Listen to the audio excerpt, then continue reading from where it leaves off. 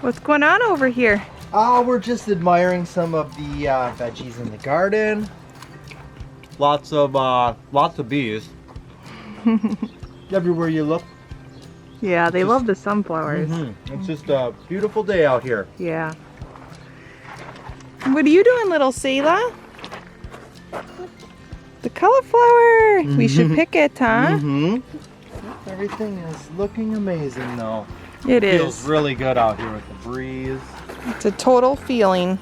Let's see if we have any more. Oh, we've got some more of the artesian tomatoes.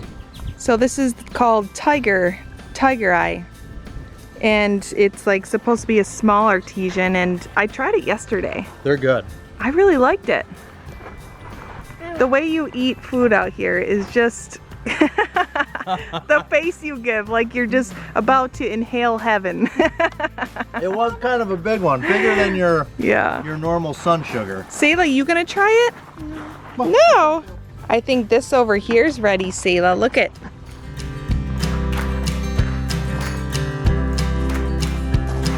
Ooh. Candyland Reds. Do they taste like Candyland? They're good. They got a real tough skin to them. Kind of like an artesian. Yeah. Yesterday I tied up our state fair zinnias. They got really wild this year after having aphids. This was a big trial garden. Yeah. I know this garden isn't the most attractive and it's kind of a crazy one, but the idea of this garden was to plant the flowering kale in a pattern, and then we planted the state fair zinnias here. So as the flowering kale grew up and out, it would kind of suck these in like a belt and keep them up. But everything got aphids really bad, so these kind of started sprawling out, and then the flowering kale kind of got covered. This is a trial garden as well, so we did pretty much almost all of our tomatoes in one bed, hanging off the edge rather than caging them. Because last year we didn't cage some and caged others, and we had the same amount of produce on each, and that was with testing out the same varieties too. So that's why we just kind of let them fall over the edge, but the tomatoes are doing fine. It's just everything else in the middle is looking kind of harsh. But I think now with a little bit of the cool down, that's going to help the flowering kale start growing and becoming more vibrant and start showing off in this garden here.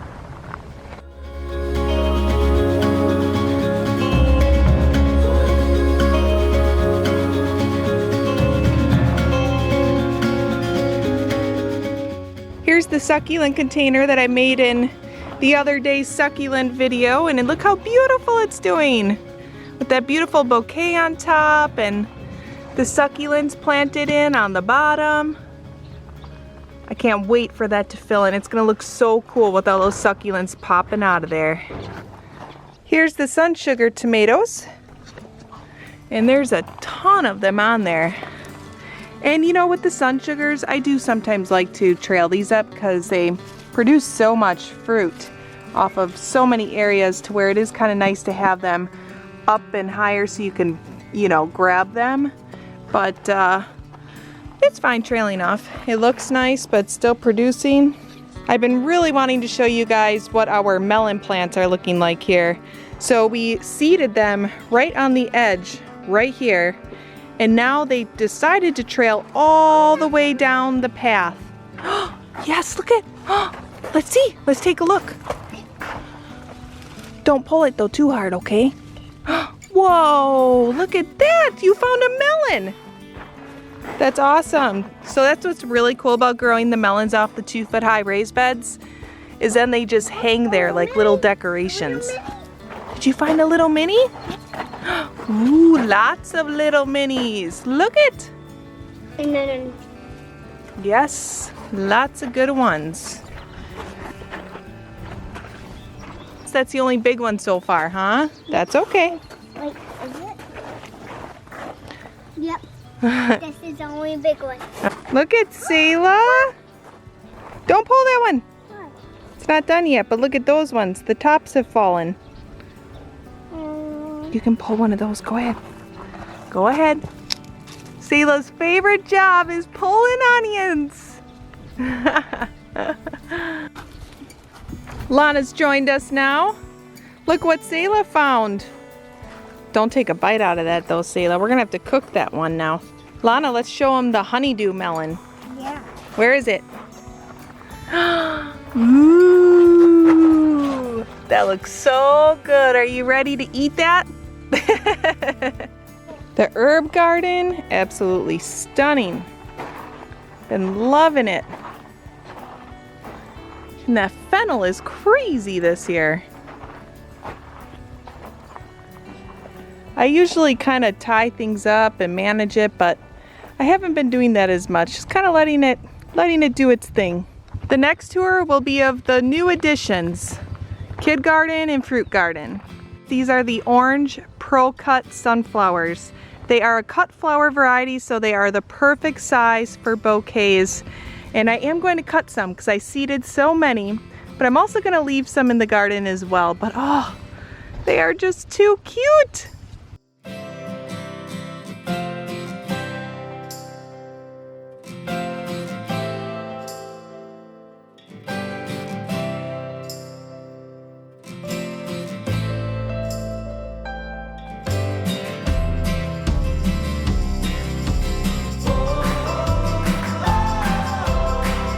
Is it hammer time?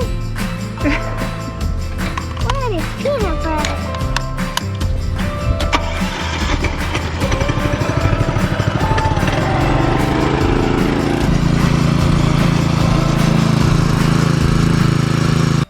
Whenever I see weeds, I just pull them.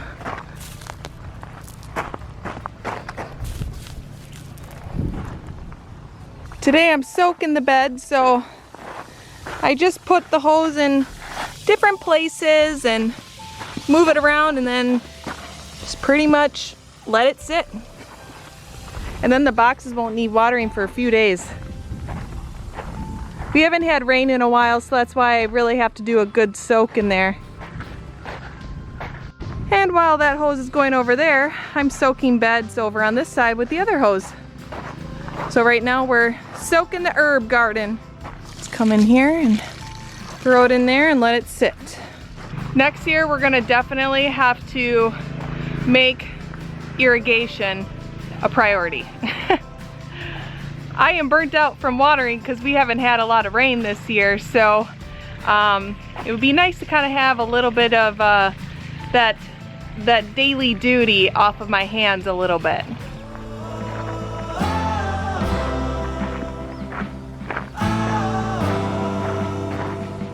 What you doing, Selah? You want to show everyone your beautiful backpack for school?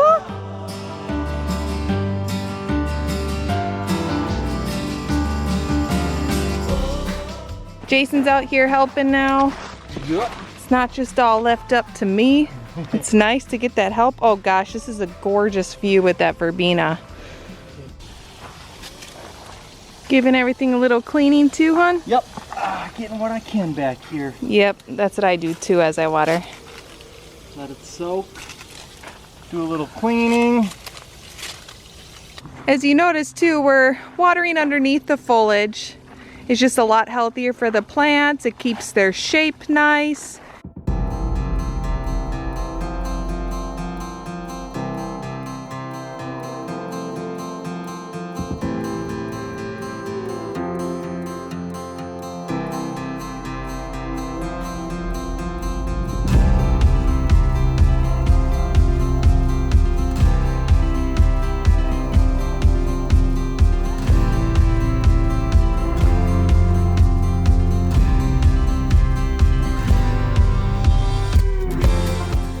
Looks like we might have some rain coming in. Hopefully, that would be nice. Then what are we soaking for? It's a good question. Ooh, a nice cucumber over there, huh? Oh. Well, how many more you got left up here? These 4 beds here, but I really do feel like it made a difference after soaking them. Everything looks like happier, brighter, shinier.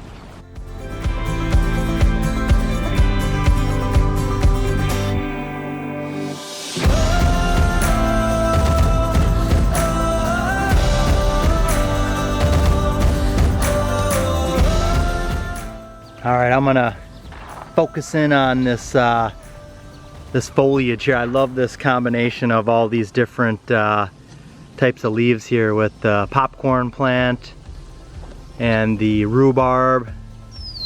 It looks real kind of tropical. Woo, hon. I did not know that you were growing jalapenos this year. I found a little pepper laying in the bottom of the bed, and I thought it was just like a little green pepper that fell off. I'm like, well, I won't let it go to waste.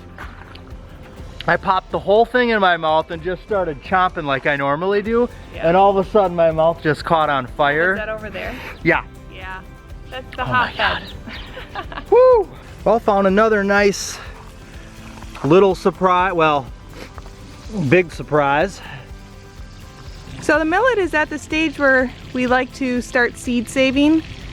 We love adding millet into the garden. This is the Purple Majesty. The birds come in and they land right on it and they feed on it. It's a really beautiful thing to see, but as you can tell right here, there are quite a few seeds, and we'll cut a few stalks and seed save right off of these. Last year we didn't seed save, and we quickly found out how expensive millet seed can actually be. So it's super simple. We just remove one of these plumes and then there's your seed. And that's it. Here's a little patch of beans that we don't eat, and we actually just use these for seed saving. So I did open one of these yesterday in one of my videos on Instagram for stories, and we just open it up and there's the beans, and we let them sit out a little bit to dry a little bit before we package them into a little paper bag and place them into the basement where it's dark, cool, and dry. Well, I finally finished watering the raised beds, and Jason had to come in a little bit because the girls were getting hungry. Yep, and we picked up the front room, so we got some good stuff accomplished in here. I didn't want to clean that front room, so I didn't mind having to water the rest of the raised beds. Dreadful. But I do want to show you guys something inside here. Here's some of the millet seed that I've already removed. I'm letting it dry, because then as it dries, it pulls away from the little pieces of the grass, and then you end up with just solid seeds, just like this one here in my hand. I know it's super tiny and hard to see, but there it is. We are also actually harvesting our helichrysum here, which is also known as straw flower. As you can tell, you can hear it sounds a lot like straw, or kind of like some paper. So the best time to harvest them is when the middle of that flower becomes dark in color, and once it starts almost like falling apart on its own, and then you kind of remove that, and as you can see, all the dark pieces we removed there underneath there, those are all seeds. As you can see, I've already removed some, so those right there are all seeds. We mix all of our colors together because it came as a mix for this, so we're just gonna continue mixing the flower colors. I just make sure to pull a color flower of every color, so that way we get a good mixture. Are we playing a game of Jenga? Yeah. All right. Let's see how the girls do here. Their first time with Jenga. Woohoo! I'm going first.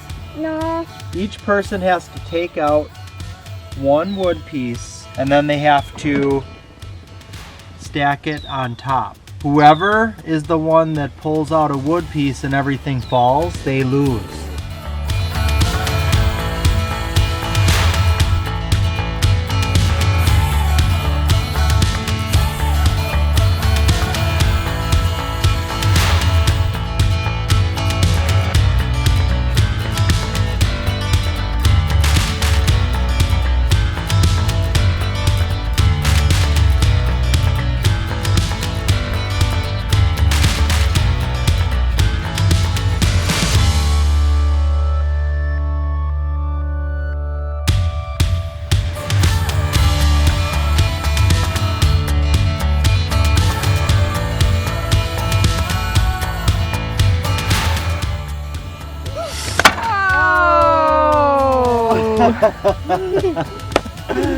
Wow, good game, girls. Good game. That was awesome.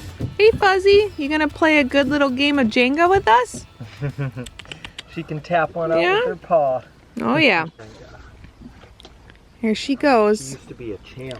She wants to go in the house and see if there's any butter on the countertop. Oh, No, then she can't go in. There's not, actually.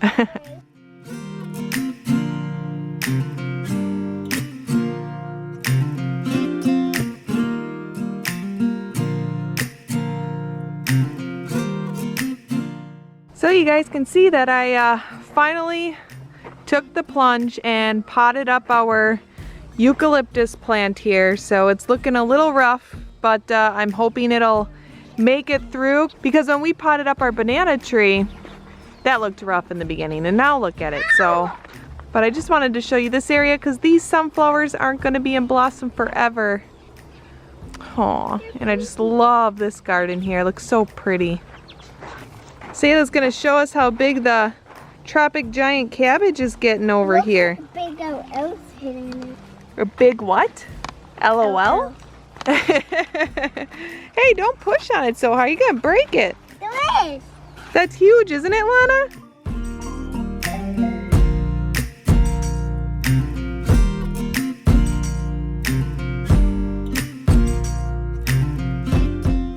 Juana, you have to go easy on me.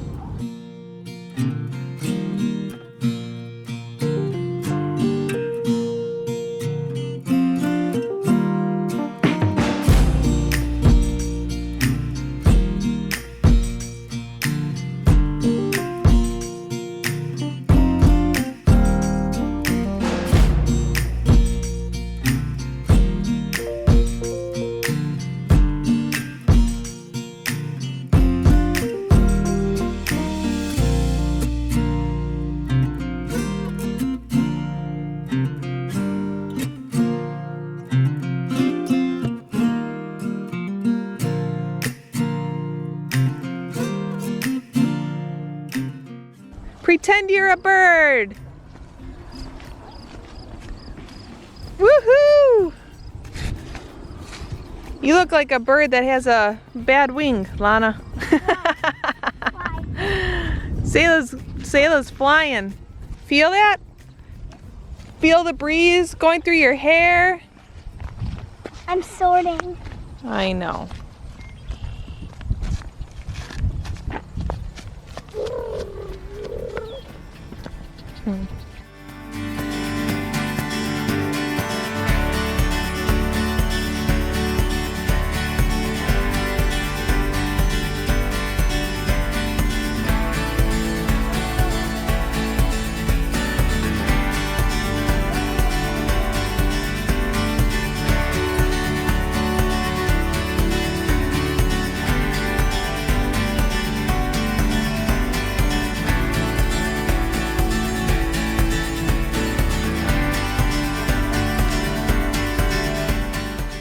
We added some Russian sage this year, so it's not doing too much yet. We look forward to enjoying that in another year or two, but we always love when our Rebecchias come into blossom, the black-eyed Susans. And then we've got the Carl Forrester grasses in the back, along with the limelight hydrangeas, which would be more lime in color if we were to fertilize them with an acidic fertilizer.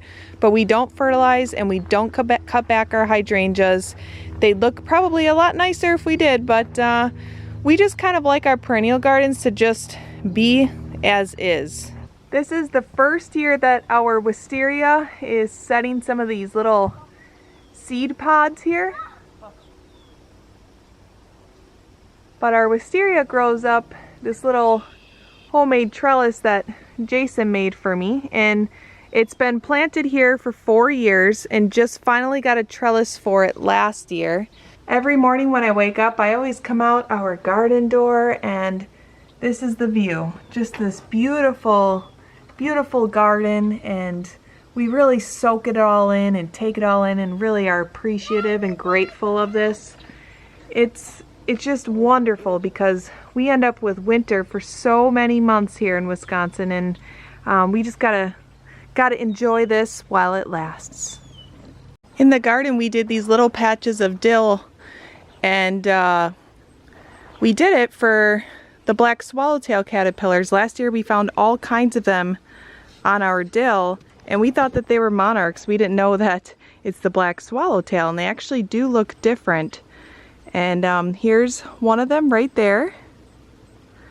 So we did enough dill to where if they're on it, we leave it because we'll have enough for our pickles. And in fact, our pickles haven't been doing the best because we got early powdery mildew. So I'm gonna try and seed a second batch, and hopefully they'll be done before it freezes here in Wisconsin. We also have a lot more ladybugs this year in the garden. They're really attracted to cluster flowers, and so we did a lot more dill, and we let a lot of our Queen Anne's lace go wild in the back. Oh, there he is. Hello. You eating the aphids for me?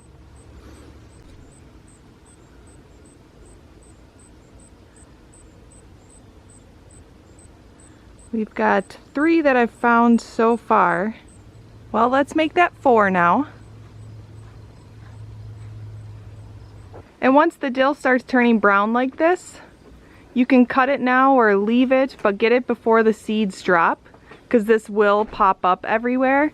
But we actually do a lot of our seed saving with the dill as well because it's so simple to do. As you can see, these are all seeds. And then we let them kind of sit in a dark, drier place. And then we will harvest the seed off of them in another, I'd say, week to 2 weeks. We let them sit. Till we are home.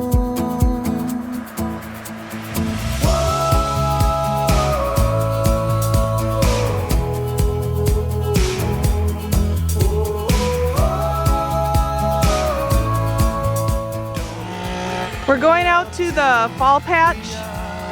Jason's actually cutting down the weeds that we kept through the pathway, so that way if it rains and gets muddy, we can still walk through there. And we're gonna take a look at what he's doing.